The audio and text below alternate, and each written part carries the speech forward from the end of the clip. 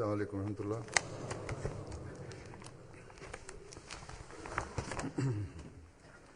أشهد أن لا إله إلا الله وحده لا شريك له وأشهد أن محمدا عبده ورسوله أما بعد فأعوذ بالله من الشيطان الرجيم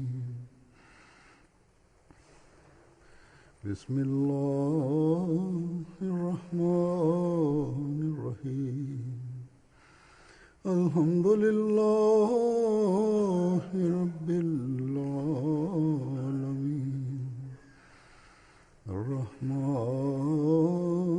الرحيم مالك يوم الدين إياك نعبد وإياك نستعين اهدنا الصراط المستقيم صراط الذين أنعمت عليهم غير المغضوب عليهم ولا الضالين.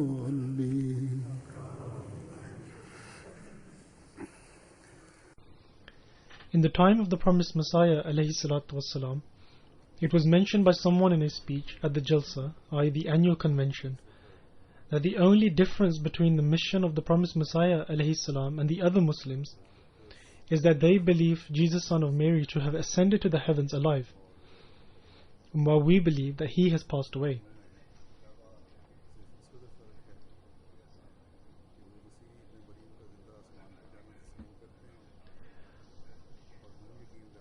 Other than that, there is no other matter that is debatable between us.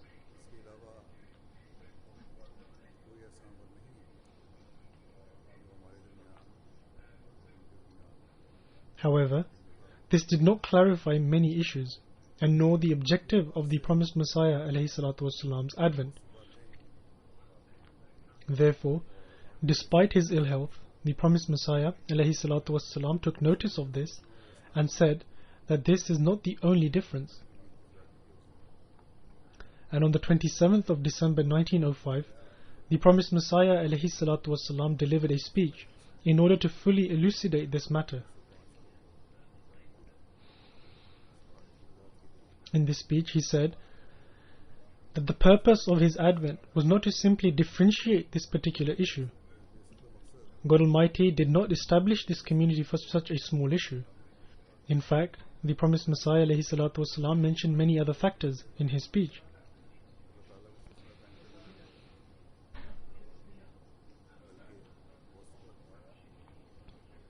He said that indeed the subject of Jesus' death is a distinguishing factor, but he further said that the moral state of the Muslims had deteriorated significantly, and he gave a detailed discourse in regards to this.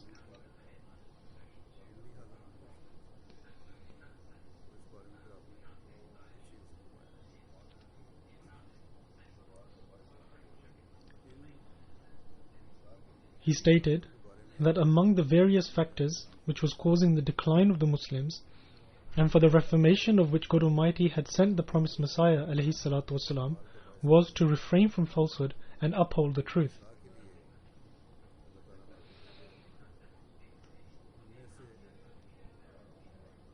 In relation to this, the promised Messiah ﷺ advised the Jamaat to raise their standards of truth and make this as a mark of distinction between themselves and others.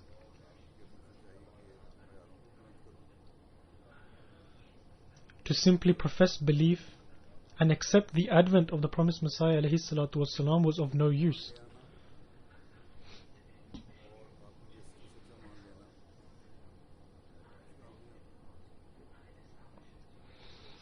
I shall present the writings of the promised Messiah ﷺ before you. And if each and every one of us carries out an honest assessment of themselves, then those who do not meet the standards to which the promised Messiah ﷺ is drawing the Jamaat's attention towards, they will realize it themselves that they do not possess those standards.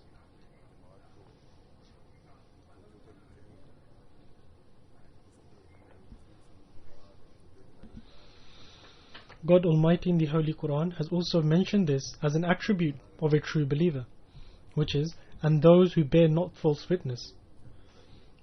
Also, He has instructed us to refrain from shirk, i.e. associating partners with God, and falsehood, and has coupled shirk and falsehood together. In other words, falsehood is as big a sin as shirk.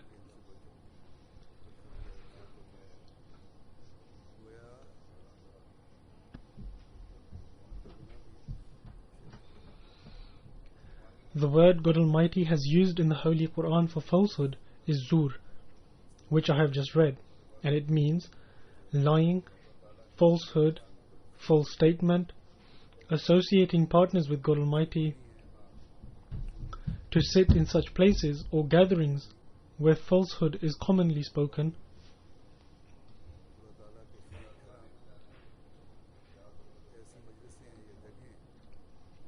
also gatherings where songs are played, pointless activities, and where falsehood is spoken, all fall under the definition of zur.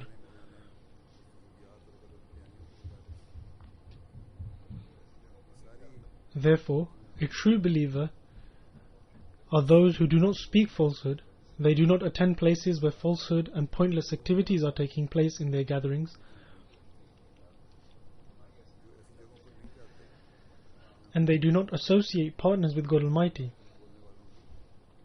and nor do they visit such places where idolatrous practices are taking place. And also, they do not give any kind of false testimonies.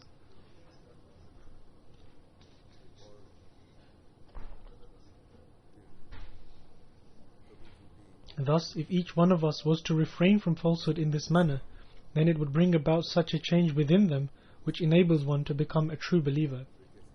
In any case, I shall now present that portion of the promised Messiah ﷺ's address in which he speaks about falsehood. You must listen to this attentively. Today, there is a large proportion among us who need to carefully ponder over this.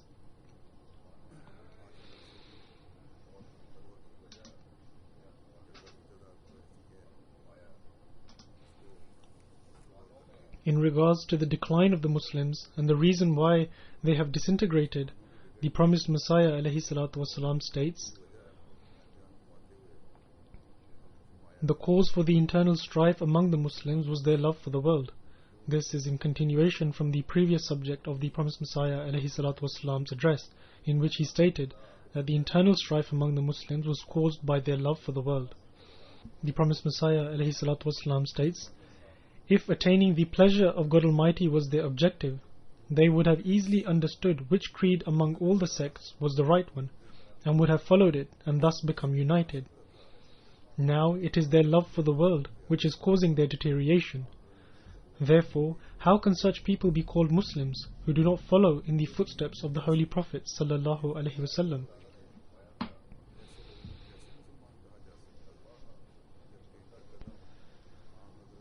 God Almighty states, if you love Allah, follow me, then will Allah love you.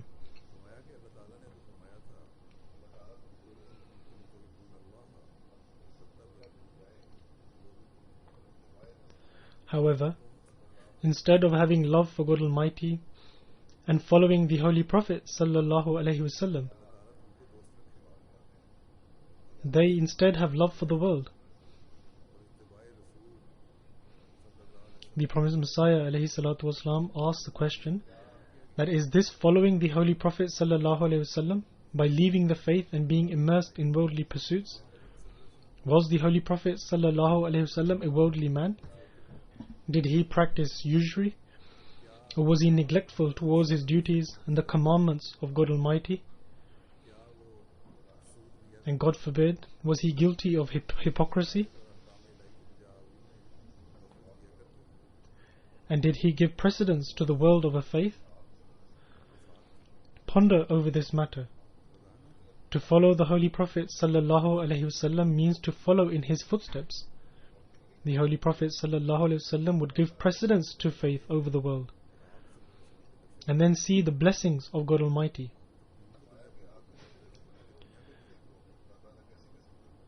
Follow the footsteps of the Holy Prophet sallallahu alaihi wasallam, and then you will see how much God Almighty will bless you. The companions of the Holy Prophet sallallahu alaihi wasallam adopted this pathway, and look how God Almighty transformed their lives.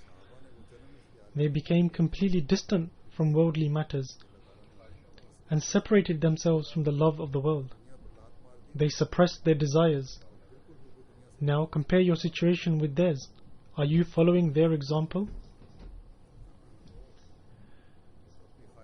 It is a pity that now people do not understand what God Almighty wants from them. The Arabic idiom Hazura used means that evil has spread widely.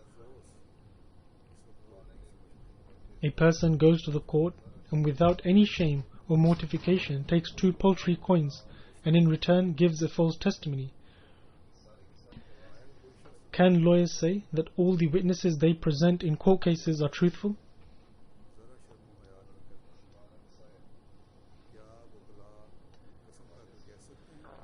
Hazrat Khalifatul Masih II radiyallahu ta'ala anhu relates an incident regarding Hazrat Mirza Sultan Ahmad Sahib, who was a magistrate.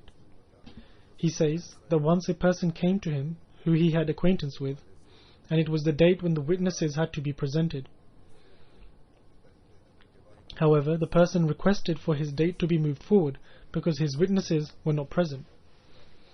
Hazrat Mirza Sultan Ahmad Sahib jokingly said to him, "I thought you were a very intelligent man. However, you are very foolish. Why would you need to bring witnesses when you can go outside and pay anyone a small sum of money and they will become witnesses for you?" And so, the person went outside and after a short while came back with 2 to 3 people as witnesses. When Hazrat Mirza Sultan Ahmad Sahib questioned one of the witnesses, he would confidently reply and say he saw the event unfold in such and such manner. Hazrat Mirza Sultan Ahmad Sahib said that inside he was laughing. In fact, he even laughed in front of him, that he had just brought these witnesses after he had told him to do so, and they were openly lying in front of him, and they were even swearing by God and putting their hands on the Quran while lying. However, after they had given their testimonies, he said to them, "Are you not ashamed that you are holding the Quran and giving your testimony while taking an oath on it? And yet you have just found these witnesses in front of me." Such was the state of the witnesses, and even today their state is similar. We often observe this in the cases lodged against the Jamaat, that many people are presented as witnesses in a case in which the defendant has not even committed the crime and is innocent. The promised Messiah alayhi salatu wasalam states, "From whichever aspect one looks at the state of the world today, they will find it to be in a very precarious situation. False witnesses are produced, people think nothing of bringing false court cases on, and fake documents are created. Fake documents are produced by paying a government official.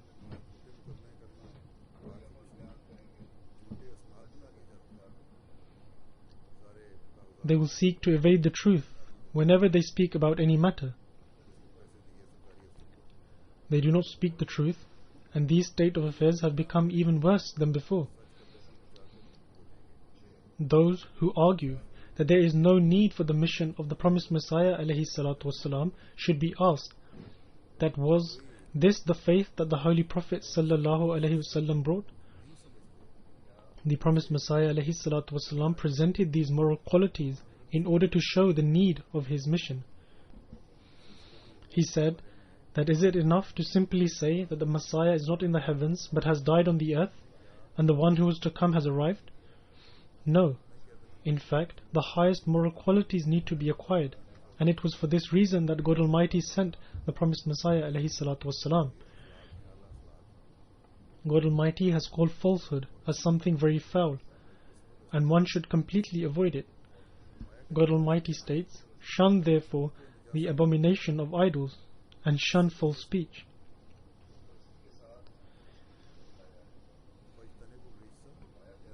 Thus, he has likened falsehood to idolatry. The promised Messiah ﷺ further states, "Just as a foolish person leaves God Almighty and bows before a stone, so too is the case of one who shuns the truth and honesty and makes falsehood as an idol for one's own benefit." And that is why God Almighty has likened falsehood to idolatry and drawn an association between the two. Just as an idolatrous person seeks salvation from idols, one who speaks falsehood also makes falsehood an idol and assumes it can seek salvation from it. Such a catastrophe has befallen that if they are asked why are they idolatrous and why do they not let go of this impurity, they reply, "How can we leave it? It is simply not possible to get by without it." How much more unfortunate could they be? They completely rely on falsehood. However, I assure you that ultimately it is the truth alone that prevails. It is the truth that is successful and victorious. The promised Messiah ﷺ related an incident of his own. He states, "It was 27 to 28 years ago, or perhaps even before that this humble one, in the support of Islam, sent an exposition against the Arya to a publishing house in order to be published. The publishing house was owned by a Christian named Ralia Ram. He was a lawyer living in Amritsar and also published his own newspaper. The manuscript was sent in the form of a package which was open from both ends. Many of us have heard this incident and narrate it.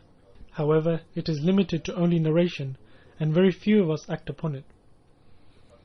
Hazur says, there was also a letter placed in the package. The letter contained words which spoke in support of Islam and pointed towards the falsities of other faiths, and also contained instructions for the publication of the exposition. Therefore, on account of his opposition to the faith of Islam, the Christian became infuriated and by chance found the opportunity to launch a hostile attack, because to include a separate letter in the package was against the law, which this humble one had no knowledge of. According to the postal regulation, the offence carried a penalty of 500 rupees fine or 6 months imprisonment. He therefore informed the postal authorities and filed a lawsuit against this humble one. However, even before I had learnt of this case, God Almighty revealed to me in a dream that the lawyer Ralia Ram had sent a snake in order to attack me. However, I fried it like a fish and sent it back to him. I believe that this points towards the manner in which the case was eventually concluded in court, and that it would stand as an example which can be of benefit for all lawyers. Therefore, for this offence, I was called to the district of Gurdaspur, and whichever lawyers were sought advice for the case, they all said that apart from falsehood, i.e. lying, there was no other option. They also advised that I should say that I did not place the letter in the package, and instead it was Ralia Ram who placed the letter. They further assured me that by saying this, the case will then have to be judged by the witnesses' accounts, and so, by presenting 4 false witnesses, it will result in me being acquitted. In other words, the promised Messiah ﷺ was being advised to present false witnesses. Otherwise, the lawyer said, it will be very difficult and there will be no other way to be acquitted. However, the promised Messiah ﷺ states, I told all of them that come what may, I will not let go of the truth, and whatever the outcome, so let it happen. The same day or the next day, I was presented in the court of an Englishman, and the in charge of the postal office was presented as the plaintiff, as he was the government official. The judge wrote my statement down, and the very first question he asked was whether or not I had placed the letter inside the package, and also that does the letter and packet belong to me. Without any hesitation I replied, yes, both the letter and the packet are mine, and I posted the packet with the letter placed inside it. However, I did not do this with the ill intention of causing a loss to the government. In other words, Hazur says, he did not do it in order to cause the government any loss and to save money. The promised Messiah ﷺ says, in fact, I did not consider the letter separate from the exposition, and nor was there anything secretive about it. Upon hearing this, God Almighty caused the judge's heart to incline towards me, and the opposing official from the postal service made great commotion and lengthy submissions to the judge in English, which I could not understand. However, I did understand that after each of his submissions, the judge would say, "No, no," and dismiss them all. After the opposing official had stated all his arguments and vented his frustration, the judge turned towards writing the verdict, and perhaps after writing 1 or 1.5 lines told me that I was now free to go. After hearing this, I came out of the courtroom and expressed my gratitude to my most benevolent God, who granted me victory despite being up against an English officer. I know very well that due to the blessings of truthfulness, God Almighty granted me deliverance from the tribulation at that time. In fact, before this, I saw in a dream that someone had reached their arm out to take my cap off. I asked what he was trying to do, but he left the cap on my head and said, "It's fine, it's fine." The promised Messiah ﷺ further states, "How can I say that there is no alternative but to speak falsehood? These are shameful statements, and the fact is that truthfulness is the only way. Even now, when I recall that incident, I derive great pleasure from it because I abided by the command of God Almighty." This is the incident regarding the postal service. God Almighty honored me, and honored me in such a way that it became a sign. And he who puts his trust in Allah, He is sufficient for him.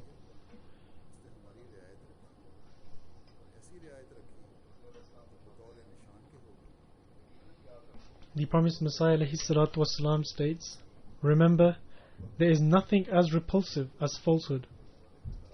Worldly people usually say that those who speak the truth end up being penalized.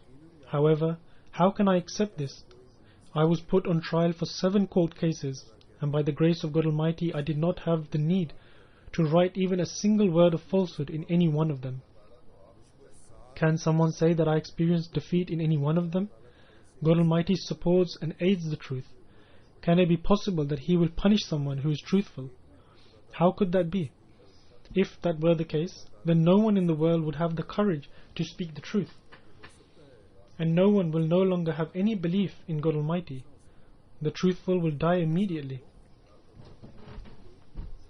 The promised Messiah ﷺ further states, "The fact is that those who receive punishment for telling the truth is not because of the truth."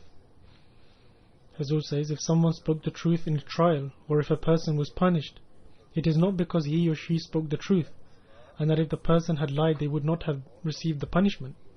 The promised Messiah ﷺ states, "The punishment is given because of some other hidden ills of theirs, and they are being punished for some other lie they had told."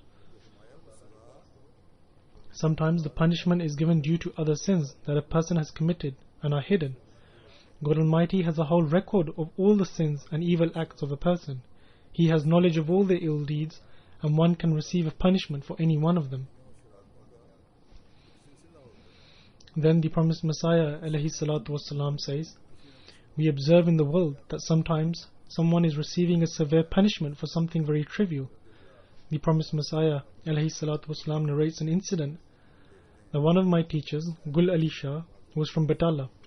He used to teach Pratap Singh, son of Sher Singh. He narrated that once Sher Singh beat his cook a lot simply because he had added extra salt and pepper into the food. He was a very simple person, this teacher Gul Ali Shah Sahib.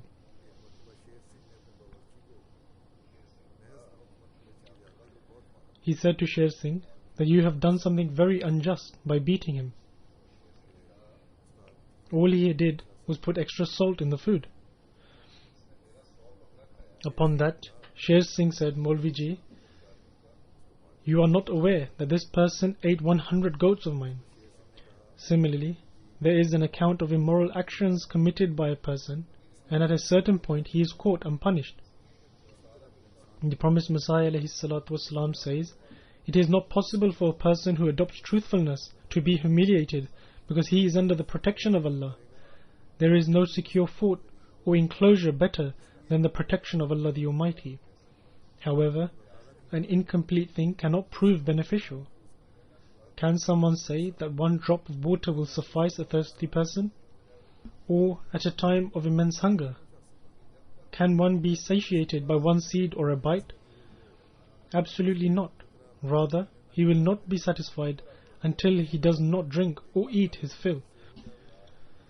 Similarly, the rewards and results that should be acquired are not achieved until actions are perfected.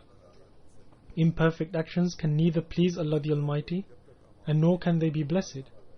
It is the covenant of Allah the Almighty that if you act in accordance to His wish, Allah will bless you. The promised Messiah ﷺ says, in short, the worldly people claim that without lie and forgery there is no other option. Someone says that a person said the truth in a trial, and for this reason he was imprisoned for 4 years. I will say again that this is all wishful thinking, which arises due to a lack of knowledge. The promised Messiah ﷺ says that obtain perfection so you become the beloved of the world. That is, it is one's own weaknesses that make him tell a lie. If a person's attention is towards performing good deeds and he tries to improve in this regard, he puts his trust in Allah the Almighty, then these punishments are not received in this manner. The promised Messiah ﷺ says these are the results of weaknesses. Punishments are received as a result of the defects of one's personal weaknesses. Perfection does not produce such rewards. A person will not become a tailor if he puts a stitch on a cotton sheet. That is, if someone puts a stitch on a sheet of cotton, he cannot be called a tailor, and nor can he be called a skillful tailor.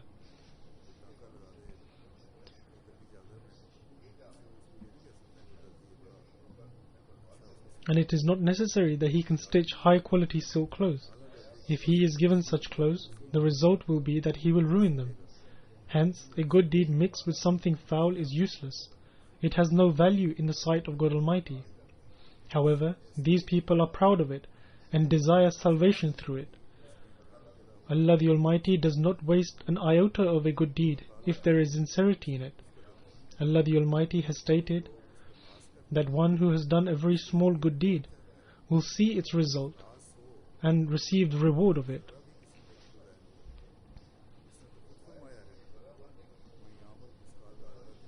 The promised Messiah ﷺ says, for this reason, if he has done a very small good deed, he will receive its rewards from Allah the Almighty. Then what is the reason for not receiving the reward for doing a lot of good deeds? The reason for this is that there is no sincerity in it. Sincerity is the condition for performing good actions. As Allah the Almighty says, مُخْلِصِينَ لَهُ الدِّينَ. This sincerity is amongst those people who are the Abdal, i.e. the saints. Allah the Almighty says, purify the religion for the sake of Allah the Almighty. Therefore, all these things mentioned by the promised Messiah ﷺ have been mentioned with immense pain. As I stated, that he mentioned these things in reference to the fact that it is more important that a person safeguards himself completely from shirk, i.e. associating partners with God, and makes his practical condition such that there shouldn't be a sign of shirk in him, as compared to the belief about Prophet Jesus' returning from heaven or not returning from heaven. Establish truthfulness and abhor lies. Now, keeping all these things in mind, every Ahmadi should assess themselves. For example, some things are such, I will narrate a few. For instance, they should assess themselves during trials, whether or not they are using false statements during these trials. Then, in our businesses, do we use false statements to gain profit? Then, while arranging marriages, do we use false statements? Do we use the right word in every way? Do we provide all the information regarding a boy and a girl?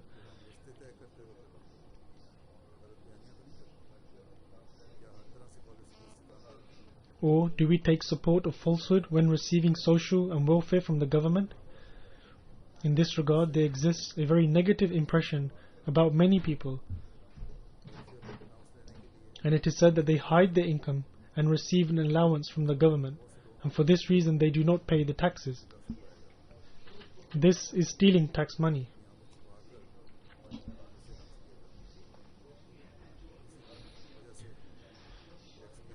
We should remember that now the general economic situation of the world is such that every government is facing problems, or if some governments are not facing these problems, then they will eventually.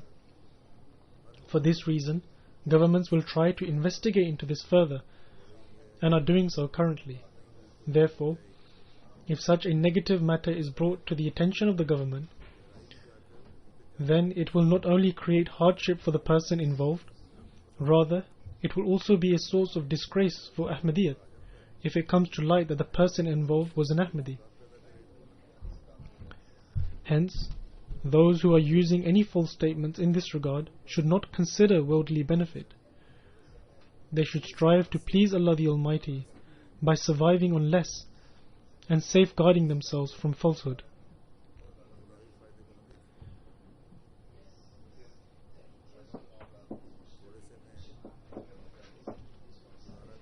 Then there are asylum related affairs. We should assess ourselves whether false statements are being used. Lawyers encourage in doing so, and this has always been the practice of lawyers, as the promised Messiah ﷺ has mentioned, that he was asked to tell a lie and present false witnesses.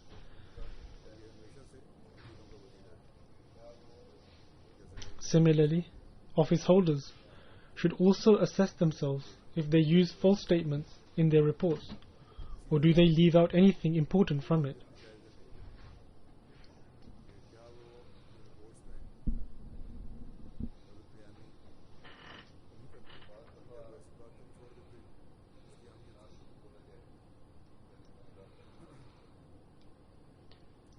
As I have mentioned once in my past sermon, that sometimes even if a lie is not said, however the right word is not used, i.e. the complete truth is not told, and so that is also wrong. Therefore, righteousness should be used to take care of everything. Hence, it is necessary to go into detail in order to look into things.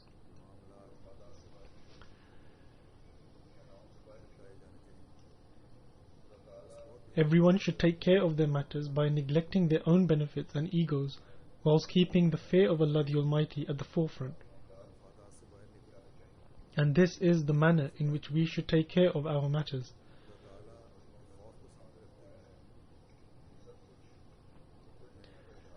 If all of this is not practiced, then as the promised Messiah ﷺ has said, that this is all a manifestation of love towards the world.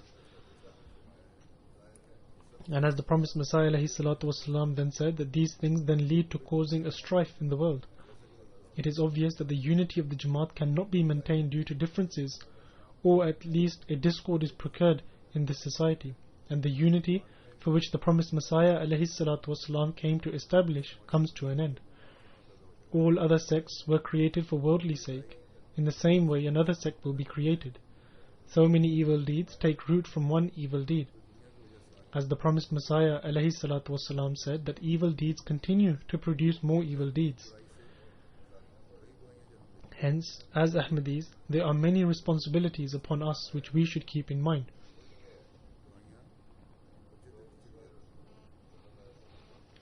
A true Ahmadi is the one who strives to follow the practice of the Holy Prophet ﷺ and strives to become a godly person.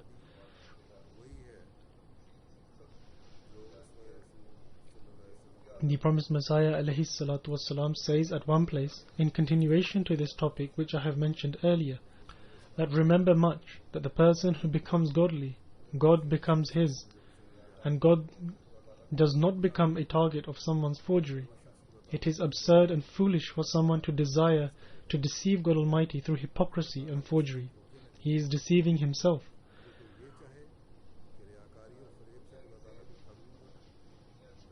The beauty of the world, the love for the world, is in fact the root cause of all the evil deeds. The beauty of the world and the love for the world is the root cause for all of the evil deeds.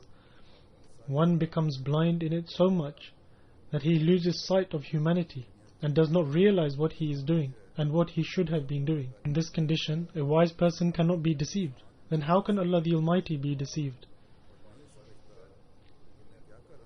Nevertheless, the root cause for such wicked deeds is love for the world, and the greatest sin which is ruining Muslims at this time, and the sin in which they are actively committing, is this very love for the world. During their sleep or when they are up, while sitting or standing or walking around, they are stuck with this grief and anxiety, and they are not aware of the time when they will be placed in the grave. If such people feared Allah the Almighty and had some consideration and worry for their faith, they would have benefited immensely. The promised Messiah ﷺ states that Sadi says, who is a Persian poet,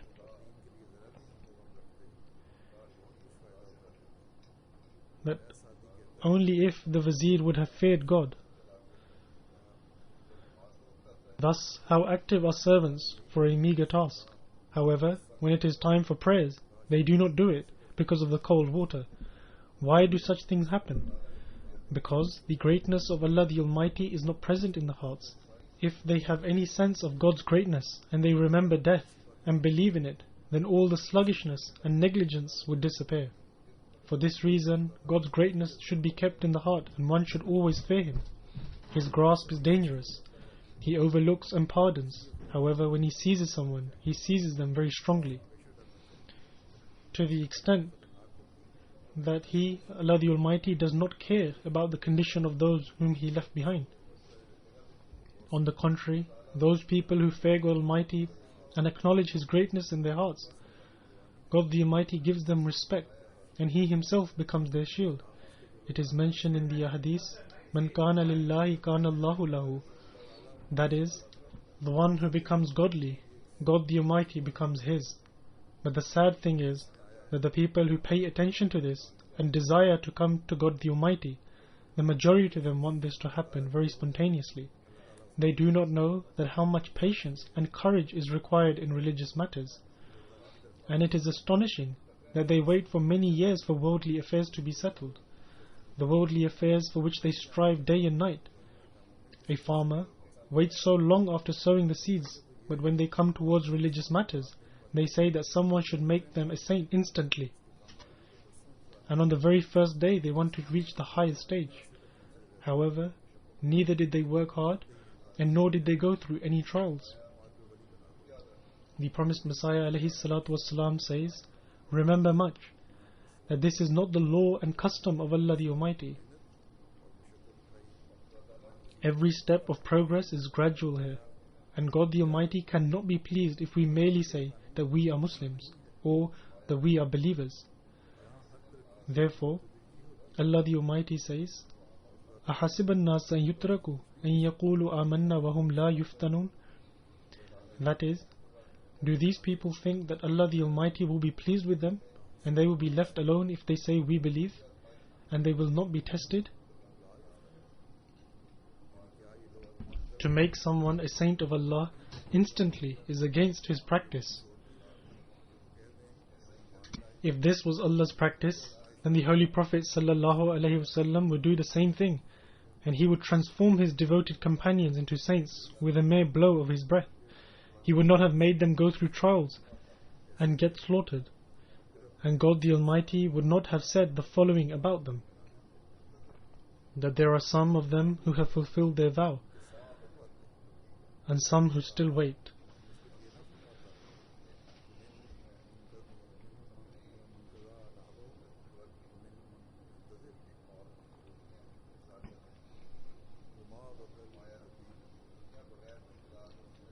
The promised Messiah ﷺ says that if the world cannot be achieved without difficulties and hard work, then the person who thinks that religion is like a fruit naturally ripened on a tree is foolish. It is the truth that religion is easy, but every blessing requires hard work. Although Islam has not even said such strenuous work, look at the Hindus and see what their devotees and ascetics have to do. Sometimes their backs are ruined, some let their nails grow. Similarly, there were monks amongst Christians. However, Islam did not include such things in its teaching. Rather, its teachings are قَدْ أَفْلَحَ مَنْ زَكَّاهَا, That is, the one who purifies himself, he truly prospers. That is, the one who separated himself from every kind of innovation, falsehood and immorality, and lustful emotions for the sake of Allah the Almighty. He rejects all the lustful desires and prefers the hardships in the way of Allah the Almighty. A person who prefers Allah the Almighty and lets go of the world and its comforts is truly the one who receives salvation. May Allah the Almighty enable us to reform ourselves, and may He enable us to understand the importance of the stature of truthfulness, and may we be the ones who give precedence to our faith over worldly affairs. After coming under the oath of allegiance of the promised Messiah ﷺ, may we be able to truly understand the purpose of the advent of the promised Messiah, and may we be able to fulfill this purpose instead of just saying it. May we be able to strive hard towards following the beautiful example of the Holy Prophet ﷺ, and may we be the ones who give precedence to the pleasure of Allah the Almighty over everything and strive to achieve it. May Allah the Almighty enable us to do so. After offering prayers, I will lead a funeral prayer in absentia, which is of respected Qasim Tore Sahib, who is a missionary of the movement in Ivory Coast. He was a local there. He passed away on the 25th of January 2016. Inna lillahi wa inna ilayhi raji'un. He accepted Ahmadiyyat in 1986. Before accepting Ahmadiyyat, he used to administer a personal madrasa, and after accepting Ahmadiyyat, he presented that madrasa to the Jamaat, which was converted into a primary school later. In 1990, he completed his missionary course, which is a Murabbi course or a Muallim course from Jamia Ahmadiyya, Ivory Coast. After this, for a long time, he did tabligh tours throughout Ivory Coast. He planted the seed of Ahmadiyyat in countless cities and villages. He had the opportunity to serve as regional missionary for 10 years in Bassam region. He spent approximately 1 year to learn the Urdu language, and he continued to translate the Friday sermons in Jula language until his demise. The deceased was a Musi, and Basit Sahib, who is a local missionary there, he writes, "This humble one was introduced to respected Qasim Tore Sahib in 1996. For the past 30 years he was able to serve the Jamaat from 1986 until now. Loyalty to the Jamaat, love of Khilafat, love for the writings of the promised Messiah ﷺ, and untiring labor were his prominent attributes. He learned to read and write out of his personal desire in order to benefit directly from the writings of the promised Messiah. For this purpose he visited Qadian twice so he could learn Urdu. After returning from Qadian, he would study the books very eagerly. In this regard, Murabbi Sahib says that he was often in touch with me via telephone, and he would ask me about various metaphors and difficult words. He would read the poetic work of the promised Messiah ﷺ with immense eagerness and love, and he would try to understand its translation as well. Allah the Almighty had bestowed him with a beautiful voice, and once during a journey he requested this humble one to teach him some poetic works of the promised Messiah ﷺ in Persian. He says that I taught him 5 couplets of the promised Messiah ﷺ's Persian poetry with melody. And so when we reached the village where we were visiting for a tour, he presented these couplets melodiously in a jalsa there, and he translated them in Jula language. He composed countless poems in Arabic, Jula and French languages about Islam, Ahmadiyyat, the Holy Prophet ﷺ, and the advent of the Imam Mahdi. And he presented them melodiously. He used to recite these poems, and they were very popular amongst the people. In 2003, after the demise of Khalifatul Masih IV, the opponents of the Jamaat in the north region, which was under the control of rebels and it was practically cut off from the rest of the country, began a propaganda against the Jamaat that their Khalifa has passed away, and after that the Jamaat was finished. The Ahmadis of this region became restless due to this reason, and when this news reached the headquarters, respected Qasim Tore Sahib was sent to remove and finish this false propaganda. The journey to the north region was very difficult in those days, but Qasim Tore Sahib travelled via bus, tractor trolley, motorcycle, chariot and on foot through the jungles and reached those Jamaats. And he propagated the message of Ahmadiyyat in that area and informed everyone that the system of Khilafat is still established by the grace of Allah the Almighty. And due to this, the spirit of the Ahmadis were raised. Therefore, as a result of this tour, a new spirit of life was generated in several Jamaats. And in this manner, he got the opportunity to end the false propaganda. In order to do tabligh, he would often do a tour for a month. He was a very hard-working person. May Allah the Almighty elevate the ranks of the deceased, and may He enable his generations to keep a relationship of loyalty with the Jamaat.